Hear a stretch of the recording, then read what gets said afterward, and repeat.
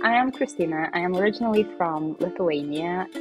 I am dental technician who is second generation, to be honest.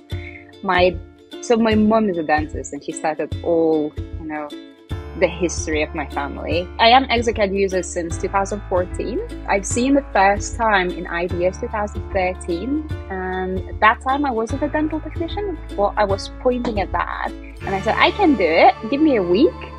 And actually it was so intuitive, and everything else was just dental technology knowledge, which you can build by time. But all the software of exocad helped me really, I'm hooked. I was spending 10 hours a day at least, and I was thinking how to do it next day, what these tools combined together can do, because there is no one way. It's not next. You can do expert mode, you can come back, delete, create, see and save the data files. For example, you can save a file by itself. It gives you unlimited possibilities. I can make so much in so little time and really good quality. So I do celebrate that every day, to be honest, when I open exocad.